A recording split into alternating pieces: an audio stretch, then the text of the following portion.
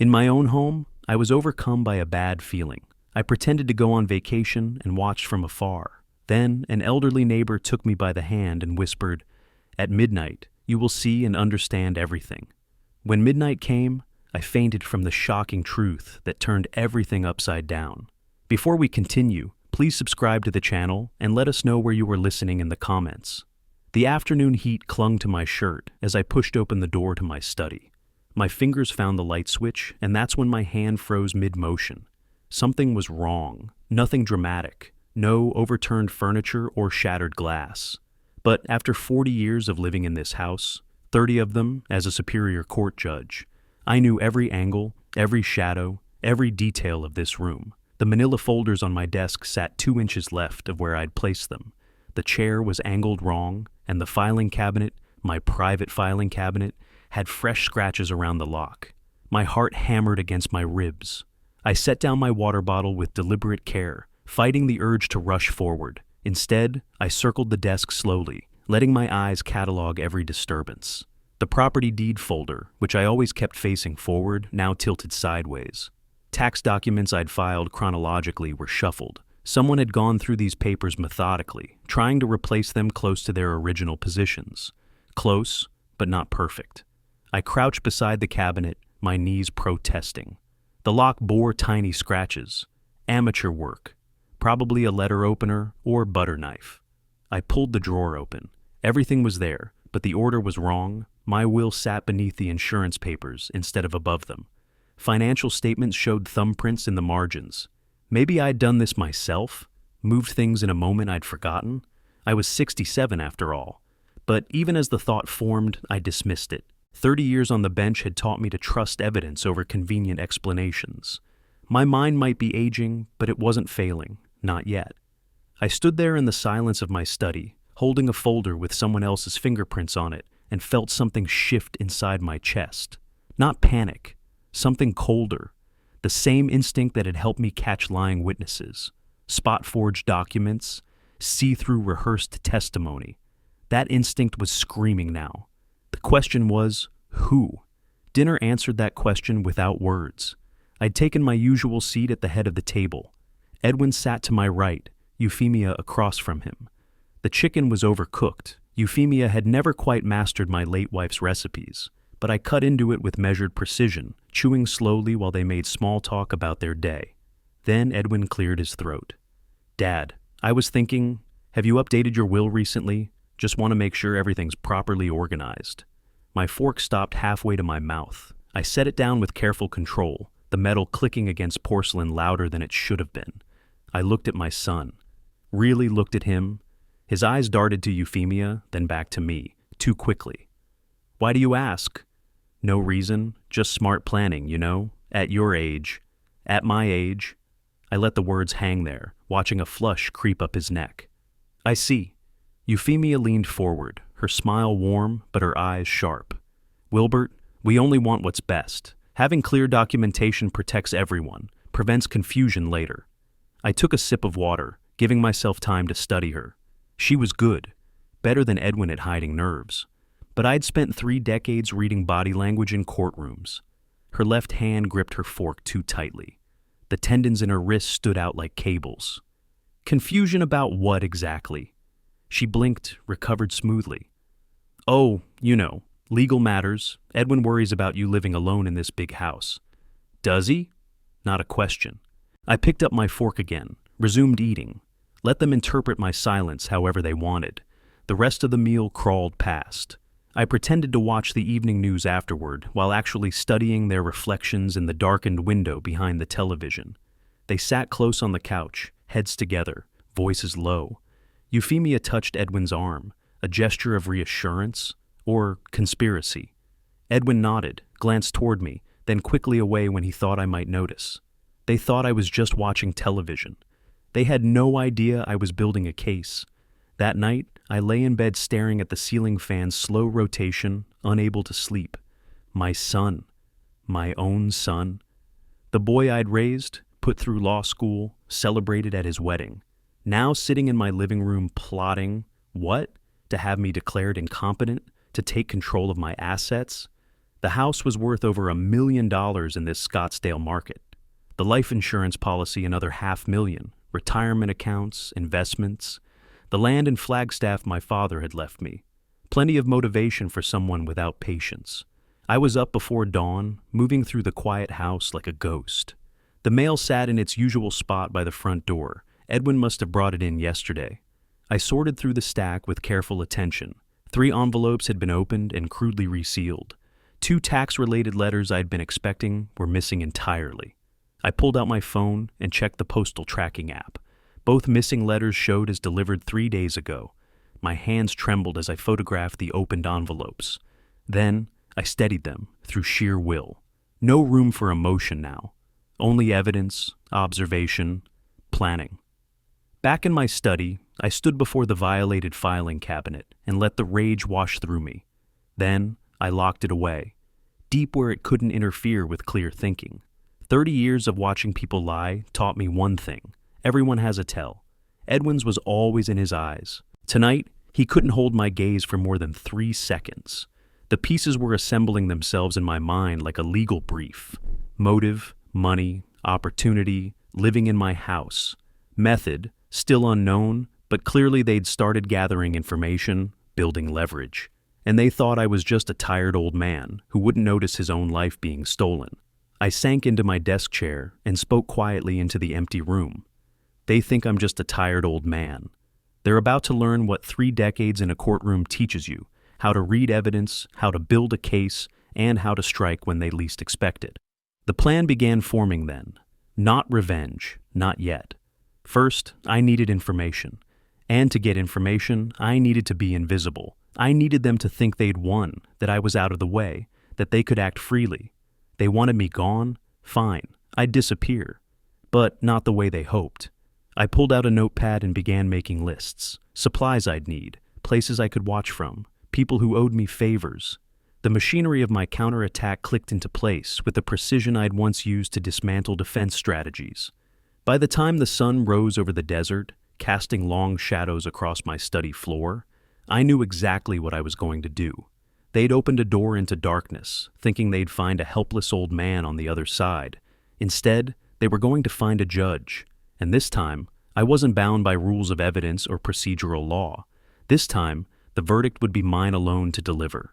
2 days of planning, 2 days of playing the oblivious retiree while making careful preparations. Now, sitting at the breakfast table with Edwin and Euphemia, I was ready to set the trap.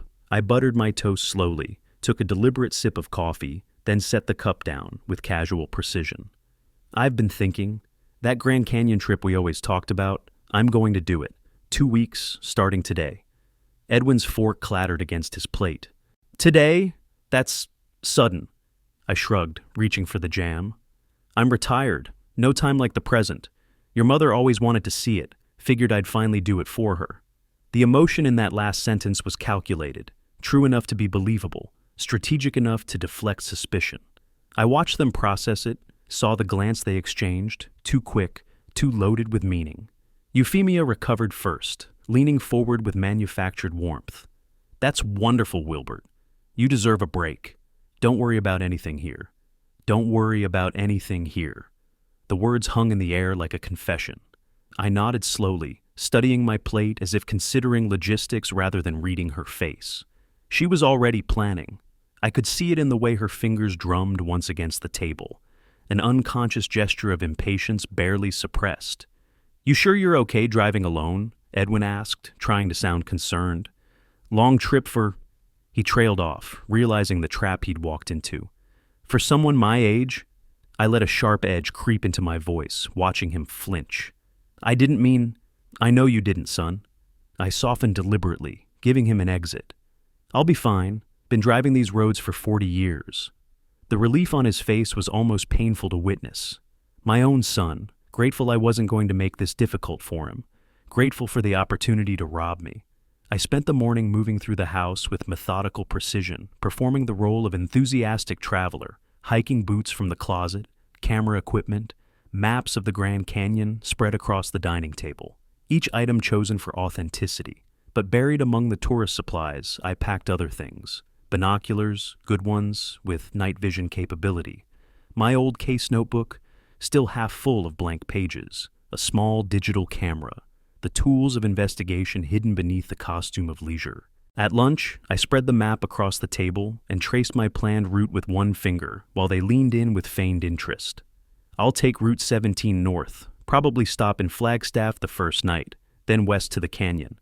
Sounds perfect, Euphemia said, her eyes following my finger. But she wasn't looking at the route, she was looking at me, measuring, calculating how long I'd be gone. 2 weeks should be enough, I continued. Maybe I'll extend it if the weather's good. Been so long since I just existed somewhere without obligations.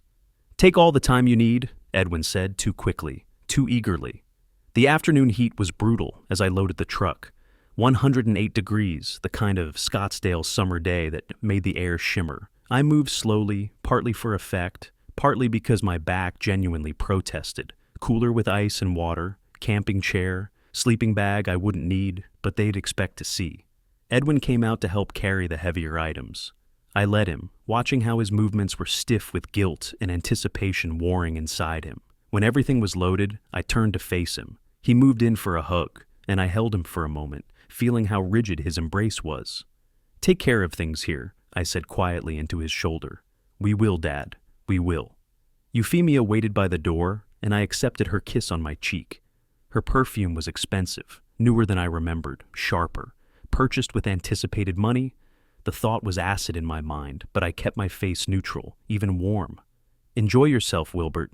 You've earned this.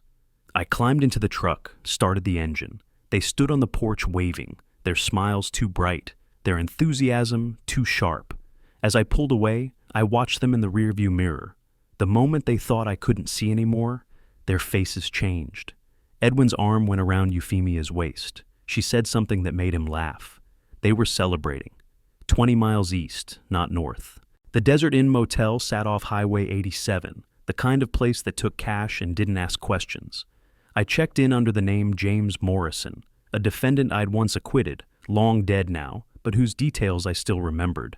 The clerk barely glanced at me. The room was exactly what I expected. Thin carpet, air conditioner that rattled, television bolted to the dresser. I sat on the edge of the bed and waited for darkness. 3 hours. I ate a sandwich I'd packed, drank water, tried to nap but couldn't. My mind was already back at my house, imagining what they were doing. Had they started already? Were they in my study right now, going through everything with no need for caution? The sun finally sank below the desert horizon at 7:30, painting the sky orange and purple. I waited another 2 hours until full darkness settled. Then I drove back. Different route this time. Side streets I knew from decades of living in this neighborhood. I parked 3 blocks away, in the shadows beneath a eucalyptus tree, and walked carefully through the warm night. My knees protested, but I ignored them. The vacant house across from mine had been for sale for 6 months. I'd walked past it dozens of times, noted the lockbox on the front door, memorized the code from the realtor's sign, 4732. My fingers found the buttons in the darkness, and the box clicked open. The house smelled of dust and abandonment, that particular emptiness of a place waiting to become someone's home. I moved through it without lights, letting my eyes adjust, finding the front bedroom with its clear view of my own house. Every window over there blazed with light, both cars in the driveway. I set up my camping chair, unfolded it with a soft whisper of fabric and metal, pulled out the binoculars, raised them to my eyes, and there they were. Through my own living room window, I could see Edwin pacing. Euphemia sat on the couch, phone pressed to her ear. Animated conversation I couldn't hear, but could read in her gestures. She was coordinating something. Someone. My heart didn't race. My hands didn't shake. Instead, I felt that same cold clarity that used to descend during complicated trials when all the pieces finally aligned. The transformation was complete. I was no longer the target, no longer the victim being positioned and manipulated. I was the hunter now, and they had no idea I was watching. I adjusted the focus on the binoculars, settling in for a long night. 30 years I'd spent watching criminals from the bench, parsing truth from lies, justice from manipulation. Never thought I'd be watching them from an empty house across from my own home. Never thought one would be my own son. But here I was. And whatever they were planning, whatever they thought they'd get away with while I was gone, I was going to see every move, hear every word, document every crime. They wanted to write me out of my own life? Fine. I'd let them write the whole story. And then I'd show them what happens when you try to con a judge. I raised the binoculars to my eyes, focused on my own living room window, and waited to see who my son and daughter-in-law really were. 3 days of watching had left its mark. Empty coffee cups lined the windowsill of the vacant house. Fast food wrappers filled a plastic bag by the door. My back ached from the camping chair, my eyes burned from hours behind binoculars, but my mind stayed sharp. I'd documented every visitor, every light switched on or off, every movement through those windows across the street. But I hadn't seen enough, not yet. Edwin and Euphemia moved through my house with increasing confidence, but whatever they were planning remained just beyond my ability to capture it. Then I heard footsteps on the porch. My hand shot toward my phone, ready to call the police and explain my presence before someone else did. The door opened slowly. I turned, rehearsing excuses, and froze. Georgiana Elliott stood in the doorway, her slight frame silhouetted against the afternoon sun. She wore a cream cardigan despite the heat, sensible shoes, her silver hair pulled back in a neat bun. But what stopped me wasn't her appearance, it was the expression on her face. No surprise, no confusion, just calm recognition. "I've been watching you watch them, Wilbert." My throat tightened. "Mrs. Elliott, what are you doing here?" She stepped inside, closing the door behind her with the familiar ease of someone who'd done this before. "Same thing you are, discovering the truth." "I don't know what you mean." The denial came automatically, judicial habit. Never confirm what you don't have to. She moved to the window, stood beside my chair, and pointed toward my house with one thin finger. "That window, second floor. That's where I saw Euphemia photographing on Tuesday. Room by room. Very thorough." My hands clenched around the binoculars. "You've been watching my house?" "I've been watching your house for 40 years, Wilbert. We've been neighbors that long." She pulled a small notebook from her cardigan pocket, opened it to reveal neat handwriting, dates, times. "A man came Tuesday afternoon, business suit, leather briefcase, stayed 40 minutes. I leaned forward despite myself. What did he look like? 40s maybe, dark hair, professional. He came again Thursday morning. Edwin let him in both times." "You're certain?" Her eyes met mine, sharp and clear. "I may be old, but my eyes work fine." I stood, backing away from the window, trying to reclaim control. "This isn't your concern. Your family is robbing you blind," she interrupted, her voice matter of fact. "That makes it everyone's concern." The words hit like a verdict I'd been avoiding. "You don't know that, don't I?" She gestured at my surveillance setup, the binoculars, the notepad, the camping chair positioned for hours of watching. "Then why are you hiding in an empty house watching your own home?" The silence stretched between us. Outside, a car passed. Inside, the air conditioning unit rattled.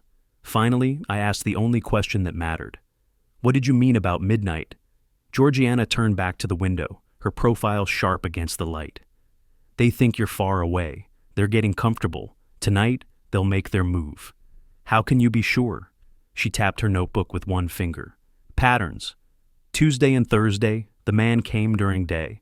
Yesterday, Edwin carried boxes to garage after dark. They're building towards something. And you think tonight? I know tonight." She looked at me directly. "Trust me." Trust. The word felt foreign. I'd spent 3 days alone with my suspicions, my shame, my rage. The idea of sharing any of it seemed impossible. This was my family, my failure, my battle to fight. But she was already pulling a thermos from a canvas bag I hadn't noticed. 2 cups, sandwiches wrapped in wax paper, setting up beside me as if we'd planned this partnership all along. "Why are you doing this?" The question came out quieter than I intended. She paused, cup halfway to her lips. When she spoke, her voice carried weight I hadn't heard before.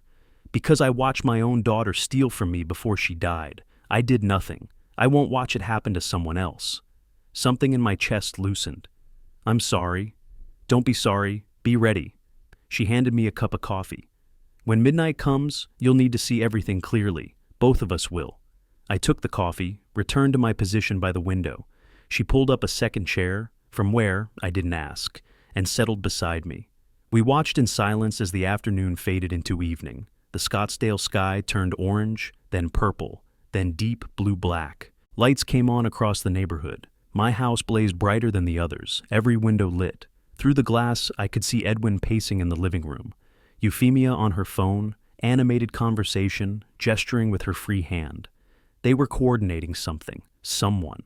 The pieces were moving into position. Georgiana poured more coffee, offered me a sandwich. I ate without tasting it, my eyes never leaving those windows. Hours crawled past.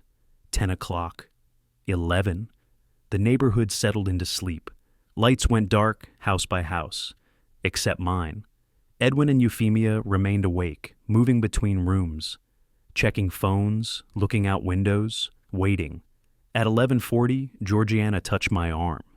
Soon, my heart hammered against my ribs. 3 days of watching, and now the moment approached. What would I see? How extensive was their plan? How complete was my son's betrayal? The questions circled in my mind like vultures. Then, at 11:47, headlights swept down the street. Georgiana touched my arm again. "Here we go," she whispered. A black sedan slowed, turned into my driveway. Engine cut. Door opened. A man emerged, business suit despite the hour, leather briefcase in hand. He checked his watch, looked around with the cautious awareness of someone who knew the late hour was unusual. My front door opened before he could knock. Edwin must have been watching for him. They exchanged brief words on the porch, voices too low to carry. Then both disappeared inside. The door closed. Through the living room window, I could see 3 figures now. I raised my binoculars. Georgiana raised her phone. We didn't discuss our roles. We simply fell into them. Documentation happening automatically between us. Evidence gathering. Witness testimony. Building a case without speaking the words. Through my living room window, I watched a meeting begin at my own dining table. The man with the briefcase sat down, Edwin across from him. Euphemia appeared from the hallway, carrying a folder I recognized immediately. Red, worn at the edges, the one from my filing cabinet. My violated safe, my private papers. "That's him," Georgiana whispered. "That's Chavez." I lowered the binoculars long enough to look at her. "You're certain?" I looked up his real estate license after his second visit. Louis Chavez, commercial and residential. The name settled into my memory like evidence filed in a case folder. Louis Chavez, real estate agent. Meeting in my house at midnight with my son and daughter-in-law. With my private documents spread across my dining table. "Smart thinking," I said quietly. "Document everything," she replied. "You'll need it." I raised my phone and began taking photographs. The distance made some shots blurry, the window glass added glare, but enough came through clear, time-stamped, dated. Proof that this meeting happened, that these people gathered, that my papers changed hands without my knowledge or consent. 30 years of judicial work had taught me one fundamental truth. Evidence matters more than emotion. Whatever I felt watching this scene, and the feelings threatened to choke me, had to wait. Right now, only documentation mattered. The meeting stretched on. Chavez examined documents, holding them up to the light occasionally, checking signatures, watermarks, authenticity. Edwin's body language screamed nervousness, shoulders hunched, hands fidgeting, unable to maintain eye contact. But Euphemia sat confident and still, watching Chavez with the patience of someone certain of their position. Papers were signed, hands shook across the table. Then Euphemia disappeared into the kitchen and returned with a bottle, 3 glasses. Champagne, small celebration. They toasted. Chavez laughed at something Edwin said. They were celebrating. In my house, with my papers, planning my destruction over drinks. I lowered my phone. My hands trembled, not from cold, but from fury held in check by sheer force of will. Georgiana's hand touched my shoulder briefly. "Keep photographing," she whispered. "Evidence, not emotion." She was right. I raised the phone again, captured the toast, the smiles, the confidence in their faces, every detail that would matter later when this ended up where I knew it would, in a courtroom. At 12:45, Chavez stood, gathered his briefcase. The 3 of them moved toward the front door. Georgiana and I quietly pushed the vacant house window open wider. The warm June night carried sound better than I'd hoped. The street was silent except for distant freeway hum. On my porch, Chavez's voice reached us clearly. If the power of attorney is legitimate, we close by July 15th, buyers offering $650,000 cash. The words landed like physical blows. Power of attorney, closing, buyer. They weren't just planning to steal my house, they were actively selling it. Edwin's response made it worse. It's legitimate. My father signed it months ago. The lie. The absolute, complete lie. I'd signed nothing. Authorized nothing. Given no permission for any of this. I'll need to verify with the title company, Chavez continued, but we're on track. Euphemia's voice, smooth and confident. Everything's in order. We've been planning this carefully. Planning carefully. The words echoed in my mind. While I'd walked through my days trusting them, they'd been planning. Carefully. Methodically. The theft of everything I'd built. The door closed. The sedan's engine started. Taillights disappeared down the street. The neighborhood returned to silence, but nothing would ever be silent again in my mind. I stood at the window, phone in hand, photographs stored, evidence collected. Georgiana beside me, her notebook full of times and descriptions. We'd witnessed it all, documented it all. He signed it months ago, I said, my voice barely controlled. I signed nothing. Forgery? Georgiana asked. Has to be. Question is how good a forgery. She looked at me, her expression serious. What will you do? I turned from the window, feeling something settle inside me. The shock was gone. The denial was gone. Only cold certainty remained. Let them think they're succeeding, then show them what happens when you underestimate a judge. Headlights swept down the street at 11:47, exactly as Georgiana had predicted. The black sedan moved with deliberate slowness, as if the driver was confirming the address in darkness. It pulled into my driveway, engine cutting with a mechanical click that carried across the silent street. I raised my binoculars. Beside me, Georgiana readied her phone. We'd been sitting at this window for hours, waiting for this moment. Now that it arrived, my pulse hammered in my ears. The driver's door opened. A man emerged, 40s, dark hair, business suit despite the midnight hour, leather briefcase in his right hand. He checked his watch with the gesture of someone confirming they were on time for an appointment they'd rather not keep at this hour. His head swiveled left, then right, scanning the neighborhood with cautious attention. "That's him," Georgiana whispered. "That's Chavez." I lowered the binoculars long enough to glance at her. "You're certain?" I looked up his real estate license after his second visit. Louis Chavez, commercial and residential. The name filed itself in my memory like a case citation. Louis Chavez. Real estate. Midnight meeting. The pieces were connecting, forming a picture I'd been dreading but needed to see completely. "Smart thinking," I murmured, raising my phone to photograph the license plate. Georgiana wrote down the number in her notebook without my asking. We'd fallen into an unspoken partnership, me capturing images, her recording details in precise handwriting. My front door opened before Chavez reached the porch. Edwin must have been watching from inside, waiting. They exchanged words I couldn't hear from this distance, just brief syllables and nods. No handshake. This was business, not social. Edwin stepped aside, Chavez entered, the door closed behind them. Through the living room window, I could now see three figures. I adjusted the binoculars, bringing the scene into focus. They were moving toward my dining table. Chavez set his briefcase down.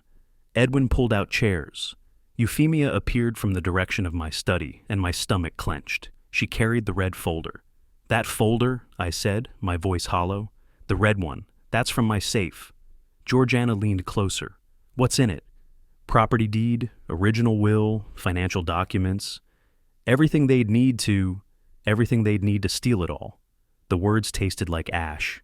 I raised my phone and began photographing. The distance challenged the camera, about 60 yards across the street, and the window glass added glare, but enough images came through clear. Chavez sitting at the head of my dining table. Edwin to his right, posture stiff with tension even from here. Euphemia laying documents across the surface with organized precision. This was really happening, in my house, at my table, with my papers. Georgiana wrote continuously in her notebook. Time, 11:52 p.m. Subjects, 3 visible through front window. Documents, multiple papers spread on dining surface. Activity, apparent business meeting. Her nursing background showed in the clinical precision of her observations. Symptoms documented, evidence collected. No emotional commentary, just facts. Through the binoculars, I watched Chavez pick up documents one by one.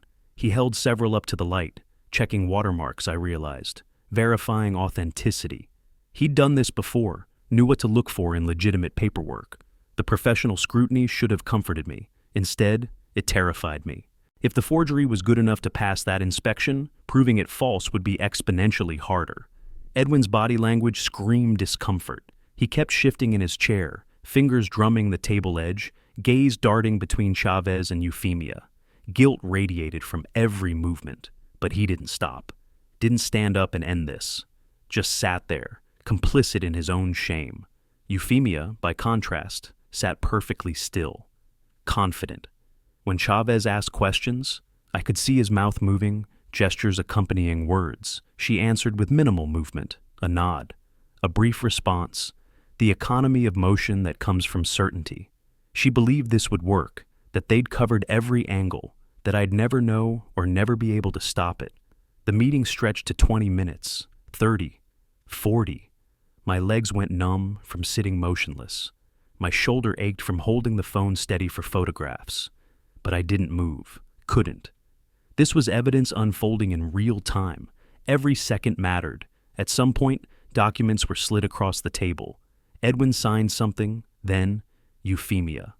Their pens moved across pages I couldn't see clearly enough to identify, but I photographed each moment, time-stamped proof of signatures given, agreements made, fraud committed, because that's what this was.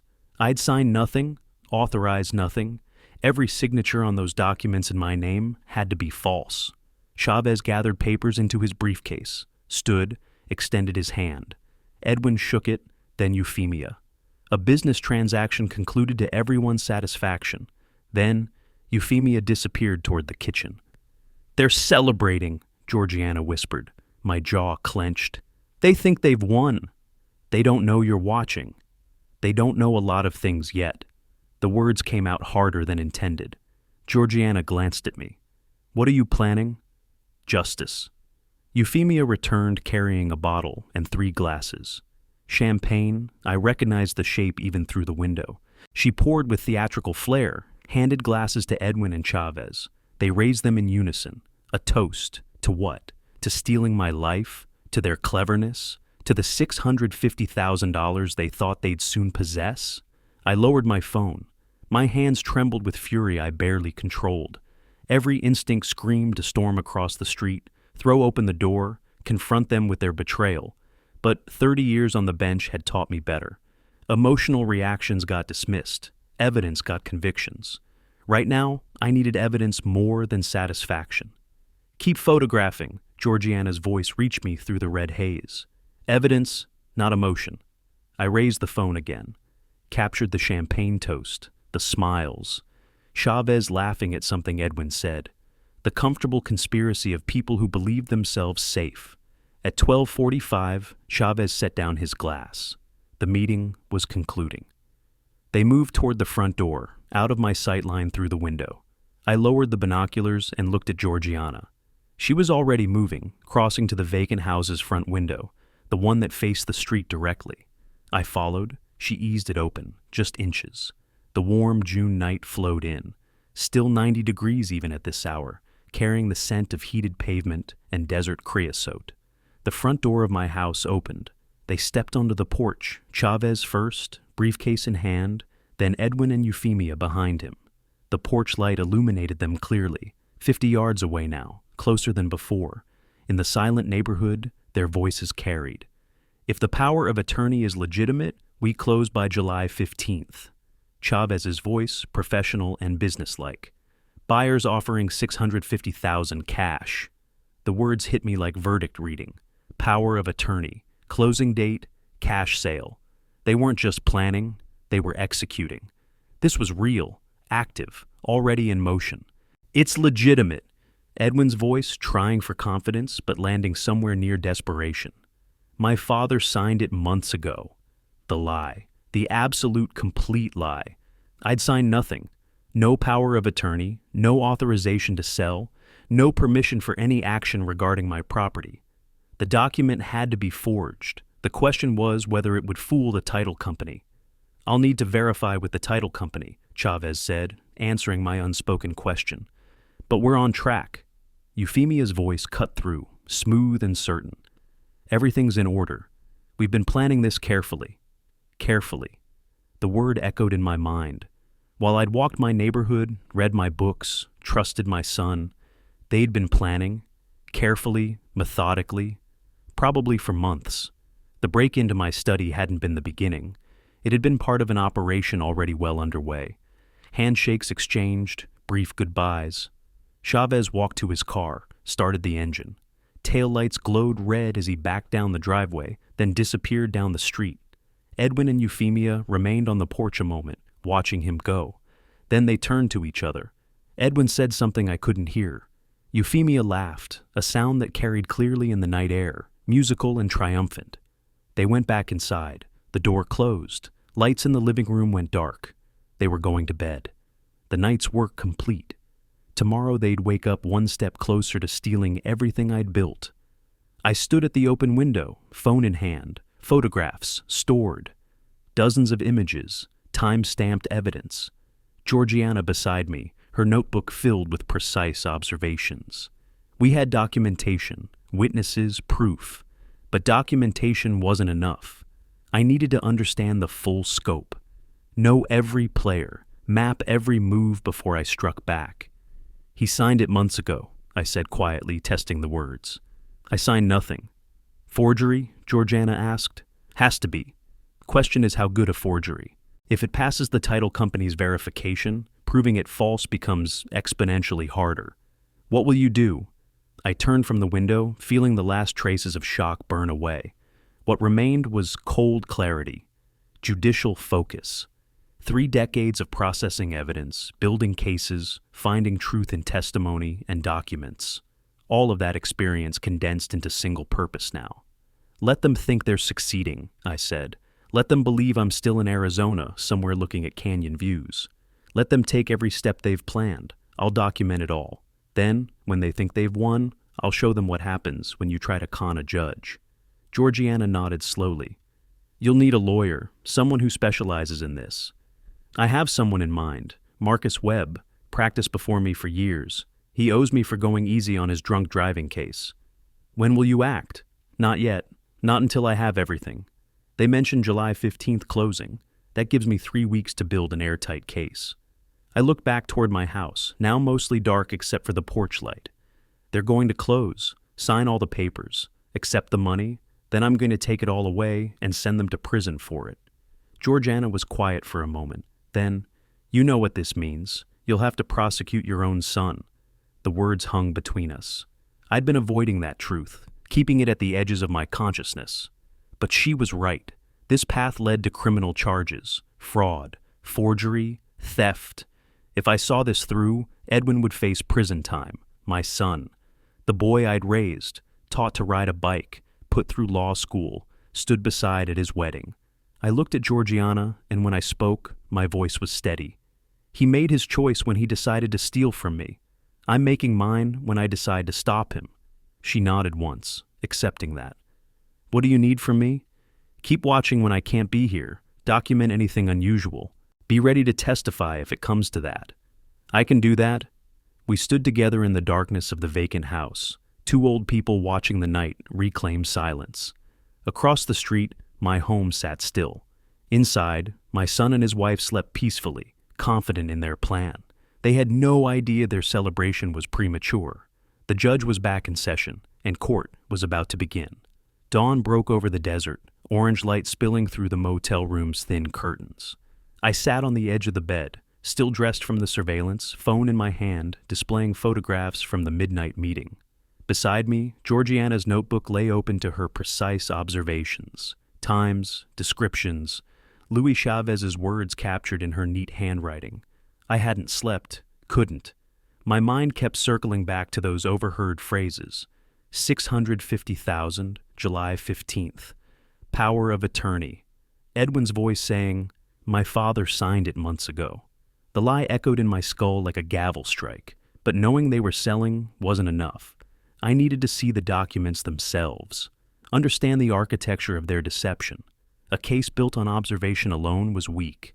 I needed the smoking gun, the forged signature, the fraudulent paperwork, the proof that would withstand scrutiny in any courtroom. I stood, poured cold coffee from the pot I'd made hours ago, and began planning. 3 days. I spent 3 days studying their patterns from my surveillance position across the street. Edwin left for his downtown office every morning at 8:30, like clockwork. Euphemia went shopping on Tuesdays and Thursdays. Scottsdale Fashion Square, usually gone at least 2 hours based on when her SUV returned. Today was Thursday, July 6th, my window of opportunity. I watched from my pickup truck parked 2 blocks down, baseball cap pulled low. Edwin's silver sedan backed out of the driveway at 8:27. Routine, predictable. 43 minutes later, Euphemia's black SUV followed, her sunglasses catching the morning light as she checked her reflection in the rearview mirror before driving away. I waited 10 more minutes, long enough to be certain they wouldn't return for forgotten purses or phones. Then I drove to my own house, parked in the driveway like I belonged there, because I did, and pulled out my key. The lock turned smoothly, my own house, my own door, yet my hands trembled slightly as I pushed it open. Inside, the air conditioning hummed. The television played quietly in the living room, creating the illusion of occupancy probably. I stood in my own foyer, feeling like an intruder, and the wrongness of that sensation hardened something in my chest. The guest room, my former guest room, had been converted into Edwin's temporary office. I'd seen him working in there through the windows during surveillance. Now I opened the door and stepped inside. The desk held the usual debris of modern work: laptop, papers, coffee-stained notepad. I opened drawers systematically: financial statements, work documents, insurance papers. Then the bottom drawer, and there it was. The red folder from the midnight meeting with Chavez. It wasn't even locked, just sitting there, buried under some manila envelopes, as if they'd grown so confident they didn't bother hiding it properly. The arrogance of it made my jaw clench. I spread the contents across the desk surface. Power of attorney document dated May 20th. My signature at the bottom. Except it wasn't my signature. Close. Very close. Someone had studied my handwriting carefully.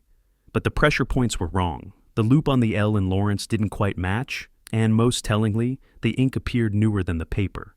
Close, I murmured aloud, photographing it from multiple angles. But the L in Lawrence, I loop it differently, and the date ink, sloppy work. Probably an online forgery service, the kind that advertised on dark web forums. They'd claim I was senile if challenged, that I'd signed but forgotten. It wouldn't work, not against evidence I was collecting. I photographed every page: the power of attorney, the preliminary sales agreement with buyer Richard Thompson from California. Closing date, July 18th, not the 15th, Chavez had mentioned, I noted, 3 days later. Purchase price confirmed, $650,000, cash sale. Then, as I was about to replace everything, printed pages slipped from between 2 folders, email correspondence. I almost missed them. The first line froze me in place. "Marcus, once the sale closes, I'll have my half, $325,000, enough to start over." I read standing there, phone forgotten in my hand. Euphemia's emails to someone in Los Angeles. Plans detailed with brutal efficiency. After closing, she'd take the children, leave Edwin, move to California where this Marcus person waited.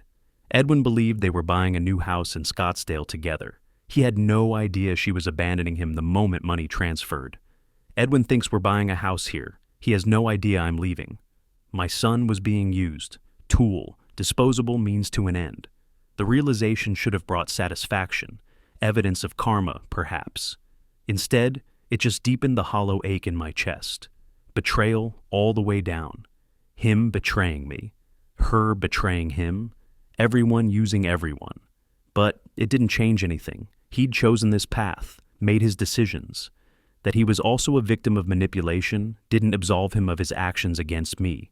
I photographed the emails, every page, every damning word, then carefully replaced everything exactly as I'd found it. The folder back in the drawer, angled the same direction.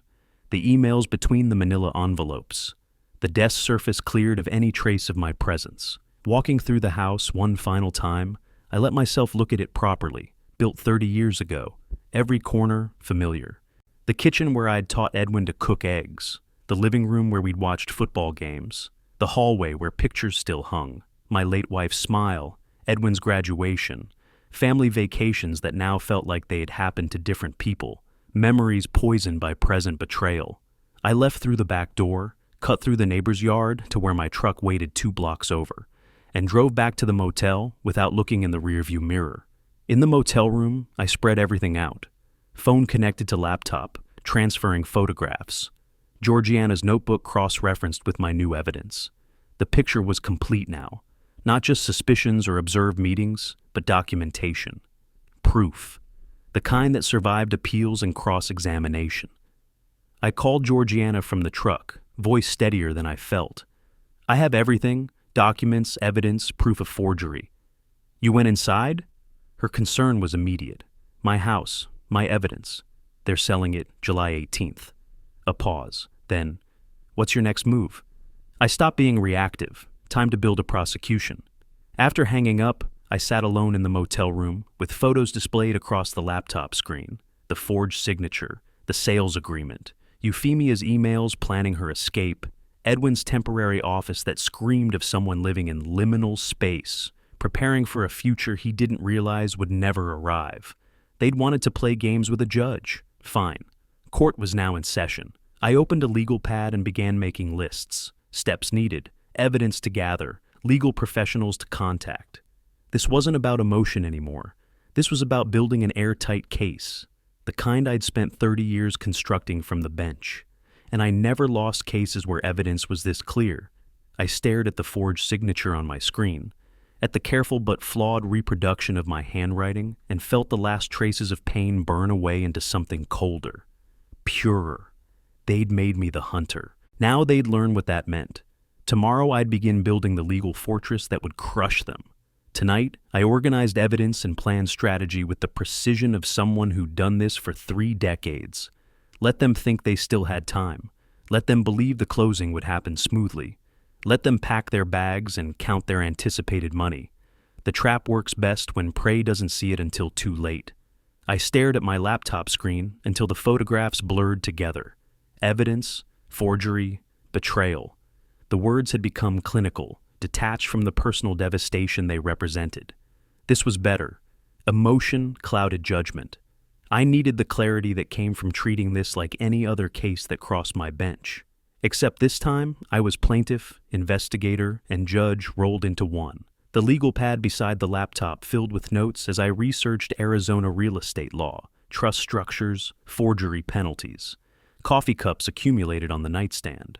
Outside, the desert sun climbed higher, but in the motel room, I barely noticed. This was what I'd done for 30 years. Build legal cases so airtight they suffocated opposition.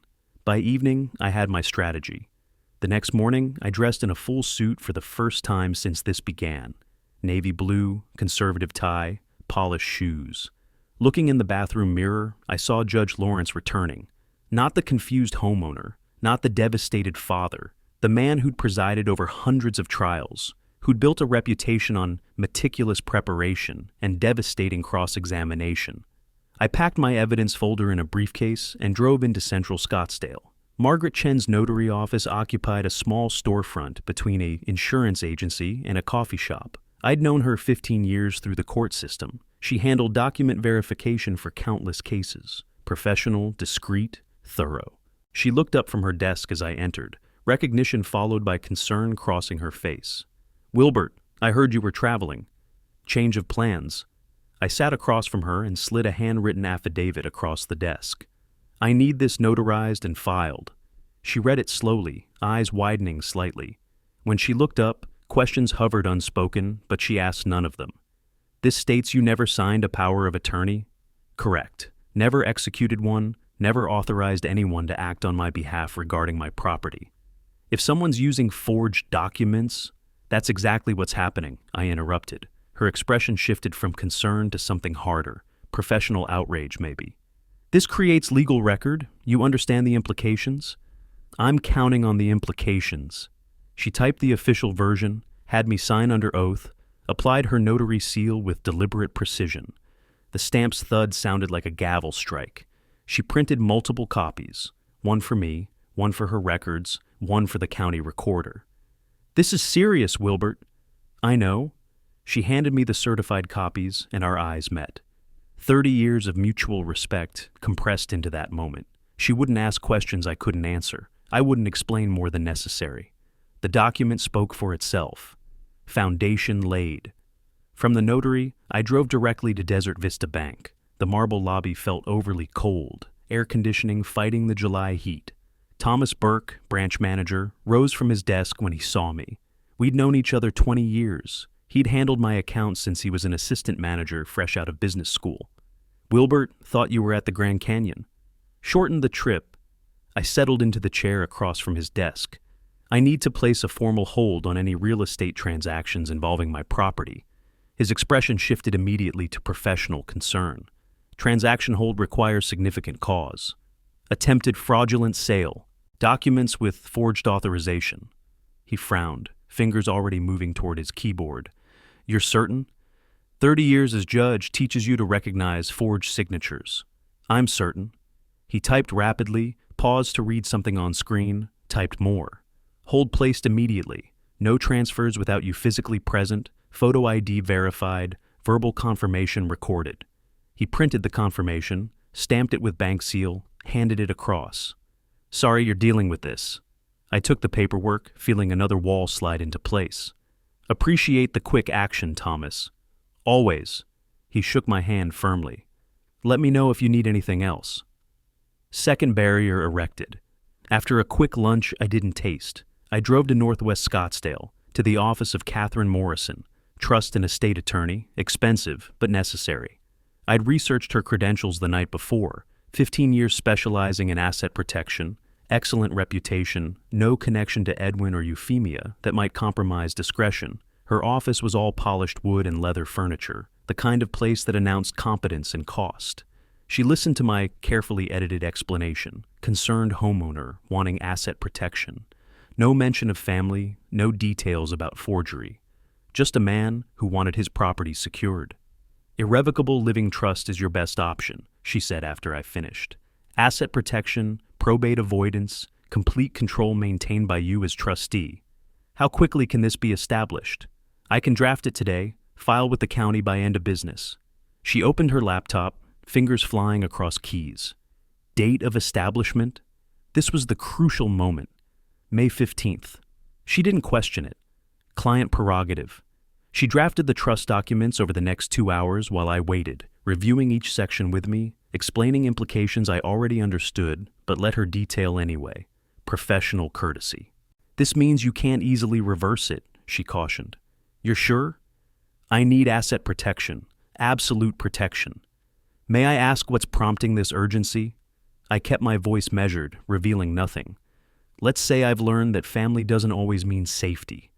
Understanding flickered across her face. She'd seen this before, probably. Estate planning often exposed family dysfunction. The trust will provide that protection. She finalized the documents, had me sign in multiple places, notarized them herself, and filed electronically with Maricopa County that afternoon.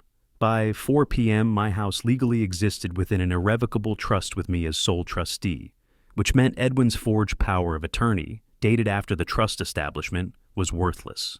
You can't sell property you don't control, and he didn't control property in a trust. The legal trap had sprung before they even knew it existed. I paid her $3,500, money well spent, and drove back to the motel, feeling the pieces lock into place. That evening, I transformed the motel room into a war room. Documents spread across every surface: bed, desk, small table by the window. I organized evidence into labeled folders. Folder 1, surveillance photos and Georgiana's dated observations. Folder 2, forged documents and comparative signature analysis. Folder 3, notarized affidavit and legal preventive measures. Folder 4, Georgiana's formal witness statement. Folder 5. Trust documents proving ownership structure predated forgery. I photographed everything, made copies. One set stayed with me. Tomorrow I'd place a second set in a safe deposit box. The third would go to Georgiana for safekeeping. Nothing left to chance. I called her from the motel, voice calm despite the adrenaline still humming through my system. Legal framework is in place. Properties in trust, banks locked down, forgeries documented. When will you confront them? She asked. July 18th, at the closing table. A pause. Why wait? Maximum impact. Let them think they've won, then watch their world collapse in public. That's cold, Wilbert. That's justice. After we hung up, I sat surrounded by evidence folders, staring at the organization I'd created. Prosecution files, everything labeled, cross-referenced, time-stamped. The kind of preparation that destroyed defendants. They chose deception, I said quietly to the empty room. Forgery, theft from family. I paused, staring at the photo of the forged signature on my laptop screen, the careful but flawed reproduction of my handwriting, the arrogance of thinking they could fool me. I choose law, evidence, consequences they can't escape. I closed the folder with finality, feeling something settle in my chest. Not peace, not satisfaction, just cold certainty. 12 days until closing. 12 days until they walked into the room thinking they'd won, only to discover every document they'd forged, every lie they'd told, every dollar they'd counted had been anticipated, documented, weaponized against them. The legal fortress was complete, unbreachable, devastating. Now, I just needed to go home and watch them walk into it. Tomorrow, I'd return from my vacation. Let them think they still had time. Let them relax into false confidence. Let them believe the hard part was over. The trap works best when prey doesn't see it until too late. And I'd spent 30 years learning exactly how to set traps that never failed. My pickup truck turned into the driveway on July 14th, just after 2 in the afternoon. The Arizona sun blazed overhead, same as always. The lawn looked freshly watered, edges trimmed with precision. My house sat exactly as I'd left it 2 weeks ago, except everything was different now. I knew what lived inside those walls, the planning, the betrayal, the midnight meetings and forged documents. I knew, and they didn't know I knew. That imbalance of information was the final weapon in my arsenal. Through the windshield, I watched the front curtain twitch. Someone had seen me arrive. Good. Let them panic while pretending everything was normal. I grabbed my suitcase from the truck bed, moved slowly toward the door like any tired traveler returning from a failed vacation. My keys fumbled slightly, calculated clumsiness. The lock turned. I pushed the door open and called out, "I'm home. Trip didn't work out." Edwin appeared from the kitchen within seconds, his face frozen in surprise before muscle memory forced a smile into place. "Dad? You're back early. Everything all right?" Behind him, Euphemia descended the stairs, her eyes calculating distances and timelines. 4 days early, not what they'd planned, but the closing was still scheduled for Friday. They still thought they had time. I set down my luggage with exaggerated weariness. Altitude got to me, headaches, figured I'd be more comfortable here. That's too bad.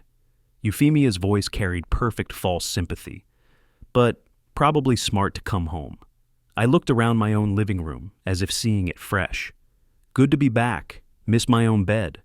They exchanged a glance, quick, loaded with meaning I pretended not to catch. Relief mixed with recalculation. I shuffled toward my study, saying I needed to check mail, and they let me go. Inside the study, I scanned quickly. Everything appeared untouched, though I knew they'd rifled through it weeks ago. The filing cabinet lock still bore scratches from their break-in. I ran my finger over the damage, memorizing details for future testimony, then returned to the living room. That evening's dinner became psychological warfare. Edwin launched his attack disguised as concern. "Dad, I've been meaning to mention, you seem a bit forgetful lately." I paused mid-bite, fork suspended, set it down with careful precision. Forgetful how? Little things, misplacing items, confusion about dates. Euphemia leaned forward, voice dripping support. "It's natural at your age. Maybe see a doctor, just to be safe." My hand slipped into my pocket, found my phone, pressed record. Every word would be captured now. "I suppose I have been a bit scattered." "Nothing to worry about." Edwin's relief was visible. Just want you taken care of. I saw what they were building, the foundation for their defense when the forgery was discovered. Old man didn't know what he was signing. Dementia, confusion, cognitive decline. They were creating their escape route, not realizing they were actually constructing evidence of consciousness of guilt. I let uncertainty show on my face, touch my temple as if trying to remember something. Do I really seem that confused? Not confused, Euphemia corrected smoothly. Just tired. You've been through a lot. The next day at lunch, she sprung the real trap.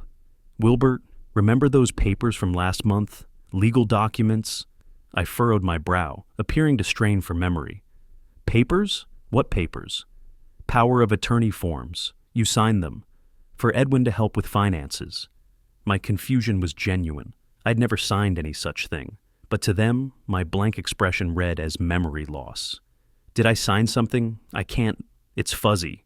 Edwin jumped in quickly. It's fine, Dad. Don't stress. Just routine paperwork. I appeared relieved. If you say so. My memory isn't what it was. The triumph that flashed across Euphemia's face was barely concealed. Edwin relaxed visibly. They believed they'd successfully planted reasonable doubt about my mental state. They thought they were building an unassailable defense. Instead, every word was being recorded, every false accusation of dementia, every attempt to manufacture confusion, evidence that they knew the power of attorney was unauthorized and were trying to create cover after the fact. That evening, after they'd retreated to their wing of the house, I sat in my study with earbuds in, listening to the recordings. Edwin's voice, Dad, you're confused lately.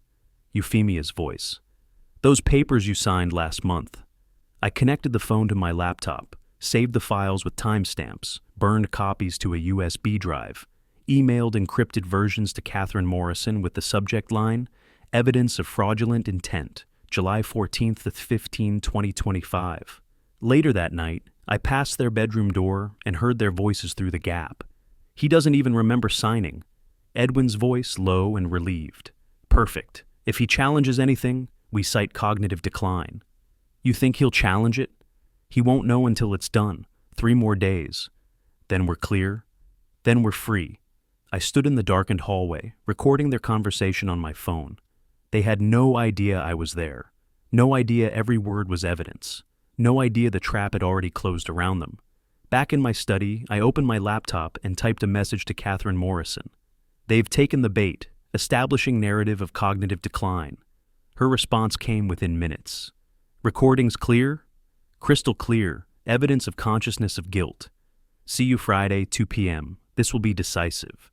I stared at the screen, feeling nothing but cold certainty. They have no idea what's waiting. 3 days crawled past. I maintained the performance flawlessly, confused, forgetful, harmless, asked Euphemia to repeat simple things, paused before answering basic questions. Let them see what they wanted to see. An old man losing his grip, unable to remember what he'd signed, incapable of mounting legal challenges. Each morning, I watched them grow more confident. Each evening, I reviewed my evidence, adding their new lies to the growing file. Friday morning arrived. I dressed in my courtroom suit, navy blue, perfect Windsor knot in my tie, shoes polished to military shine, picked up my leather briefcase, the one I'd carried for 30 years on the bench. Inside, organized folders, each labeled, each containing evidence that would destroy them. I walked into the kitchen where they sat over coffee. I have some errands to run. Be back later. They smiled, relieved, probably thought I was going to the bank or grocery store. Harmless old man activities. In 4 hours, they'd be at the escrow office expecting to sign away my home and collect $650,000. Instead, they'd face the consequences of betraying a judge.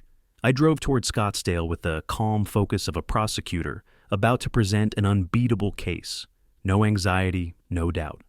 Just the certainty that comes from 3 decades of legal experience and evidence so solid it could withstand any challenge. They'd wanted to play games. Fine. Court was now in session, and I never lost cases where the evidence was this clear.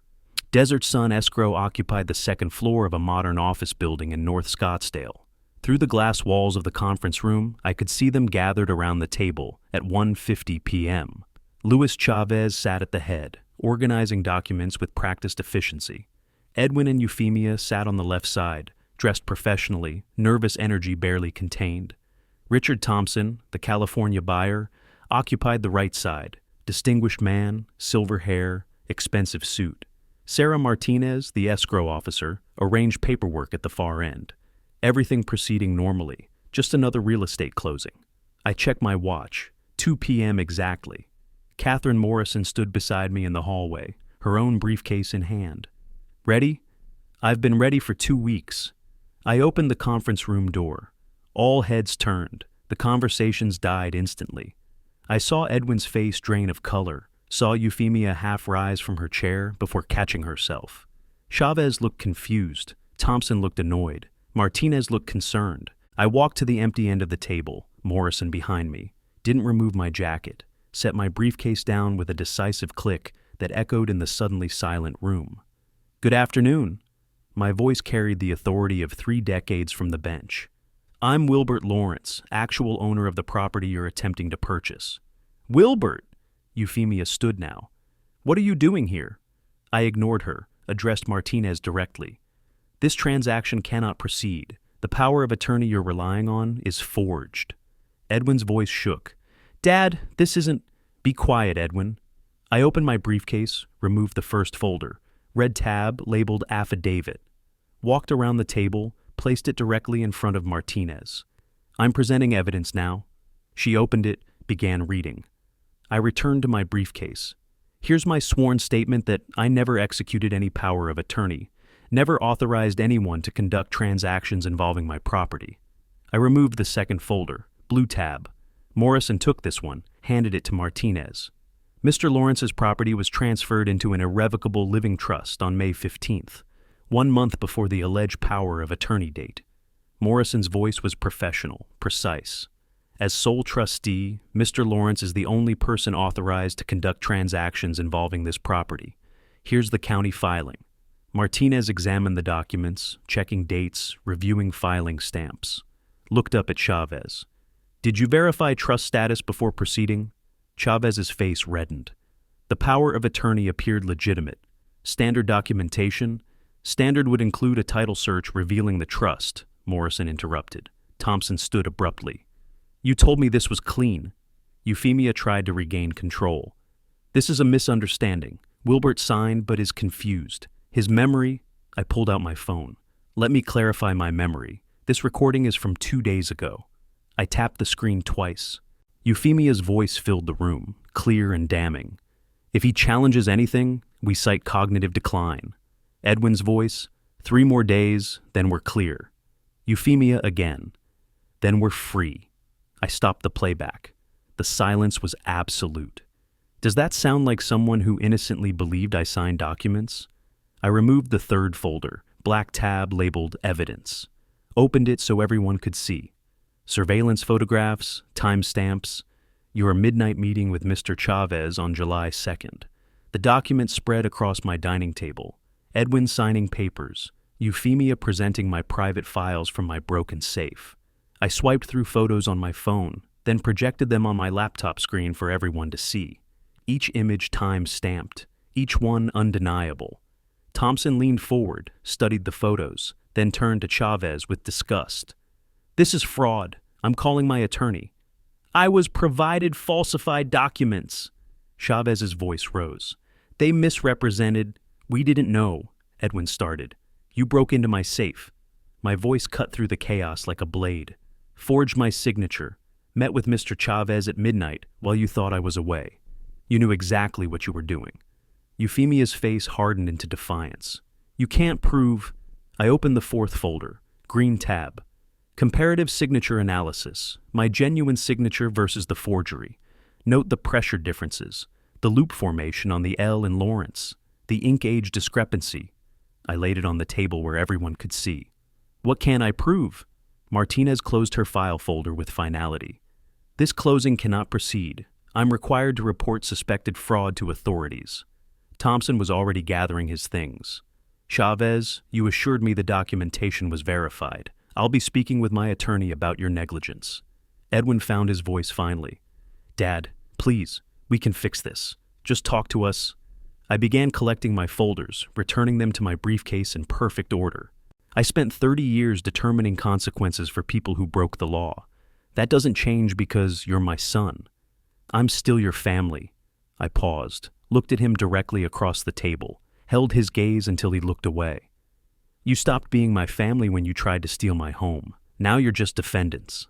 I closed my briefcase with the same decisive click as opening, looked at Martinez. "You'll have my cooperation with any investigation." To Thompson, "I apologize you were drawn into this." Morrison opened the door. I walked through it without looking back. Behind us, voices erupted. Recrimination, panic, blame shifting. Edwin called my name once. I didn't turn around. In the elevator, Morrison spoke quietly. "That was devastating. That was justice. What's next?"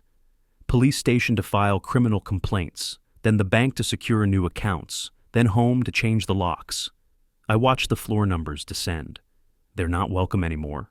The elevator doors opened to the lobby. Bright Arizona sunlight poured through the glass walls.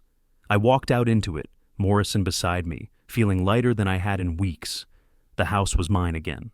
The battle was won. Now came the consequences they had earned. I climbed into my truck, set the briefcase on the passenger seat, and pulled out of the parking lot. In my rearview mirror, I could see the office building receding. Inside that conference room, their world was collapsing, plans destroyed, money gone, criminal charges looming. I'd spent 30 years on the bench teaching that actions have consequences. That justice, while sometimes slow, eventually finds its mark. That betrayal of trust, especially family trust, carries the heaviest penalties. Today, Edwin and Euphemia had learned that lesson in the hardest way possible. I drove toward the police station, my evidence folders organized and ready. This wasn't revenge. This was accountability. This was the law working as designed, protecting those who couldn't protect themselves, punishing those who thought they were clever enough to escape consequences. They'd underestimated a judge. That was their first mistake. Thinking I wouldn't fight back was their second. Now they'd spend years learning from both. Detective Maria Rodriguez sat across from me at the Scottsdale Police Department, reviewing my evidence folder. Catherine Morrison waited beside me as I laid out the case. Forged power of attorney. I slid the document across. Signature analysis shows inconsistencies.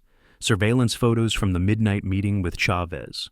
Audio recordings of them discussing how they'd claim I was cognitively impaired. I played Euphemia's voice. "If he challenges anything, we cite cognitive decline." Rodriguez's expression hardened. "Mr. Lawrence, you're accusing your own son of felony fraud." "I'm reporting a crime that happens to involve my son. Some fathers would let this go. Some fathers didn't spend 30 years upholding the law. I'm not that father." Over the following week, Edwin confessed during interrogation, admitted knowing participation. Euphemia denied everything until shown her California emails, then blamed Edwin entirely. They were turning on each other. "She filed for divorce this morning," Rodriguez informed me. "She was planning to leave him anyway." Morrison filed civil suit simultaneously. $100,000 for damages. "They'll likely never pay it," she warned. "The judgment follows them forever. That's the point." The eviction hearing came July 29th. Judge Sarah Chen, my former clerk, heard the evidence and ruled swiftly. Eviction granted, 10 days to vacate. August 1st, moving day. I watched from my study as they loaded a rental truck. When nearly finished, Edwin came to the door alone. "Dad, please give me another chance." I studied the man who'd broken into my safe, forged my signature. "You made calculated choices, Edwin. You chose this path. You're my father. I was your father. You made me a victim instead." I closed the door, locked it, changed all the locks that afternoon. The criminal case moved towards sentencing. 18 months probation for Edwin, 2 years for Euphemia. Permanent records, certain consequences. August 28th arrived. I dressed in my courtroom suit and drove downtown to watch my son receive his judgment. Maricopa County Superior Court felt different from the public side. For 30 years I'd entered through judicial corridors. Now I passed through metal detectors, found courtroom 4B, took a seat in the gallery. Edwin and Euphemia sat at separate defense tables. Neither turned to acknowledge me. Judge Michael Harrison entered. "All rise." The clerk called the case. Edwin stood first, voice barely audible. "Guilty, Your Honor." Euphemia followed, stronger but defiant. Guilty. Harrison read portions of my victim impact statement aloud. For 30 years I upheld the law from this bench. They broke into my safe, forged my signature, attempted to steal my home while I slept under its roof. The relationship doesn't excuse the crime, it makes it worse. The silence was absolute. This court takes family fraud seriously, Harrison continued. You exploited trust, forged documents, attempted to steal from someone who'd given you shelter. He consulted his notes. Edwin Lawrence, 18 months supervised probation, 200 hours community service, $15,000 fine, $50,000 restitution. Euphemia Lawrence, 2 years probation, 300 hours community service, $25,000 fine, $50,000 restitution, 5-year ban from real estate. The gavel came down. I walked out without looking back. On the courthouse steps, Georgiana waited. Justice prevailed? As it always does, sometimes it just needs assistance. What's next? Volunteer work, legal advice for seniors, making sure this doesn't happen to someone else. I drove home through familiar Scottsdale streets, past landmarks that had become chapters in this story. The bank, Morrison's office, the escrow building, where everything collapsed. In my driveway, I sat quietly before getting out. 30 years on the bench. Never thought my own son would stand where defendants stood. He'd had every advantage: education, support, integrity modeled daily. He chose greed instead. I'd chosen justice. That was the difference between us. Some fathers would have forgiven him, preserved the relationship at any cost. But that would have made me a victim. I hadn't survived 30 years in courtrooms by accepting victimhood. I walked to my door. New locks, empty rooms, peace restored. Would Edwin contact me again? Probably not. I'd lost my son. That hurt. It would always hurt, but I'd kept my dignity, my home, my self-respect. Justice isn't always kind, but it's always right. I made coffee and opened my laptop to research volunteer legal programs for seniors, transforming pain into purpose, turning betrayal into protection for those more vulnerable. They'd tried to make me a victim. I'd refused. That refusal, that was the real victory. Some bonds are sacred, some betrayals are unforgivable, and that's okay. The house was quiet, mine alone now, safe, defended, home. If you like this story, please like this video, subscribe to the channel, and share your impressions of this story in the comments. To listen to the next story, click on the box on the left. Thank you for watching.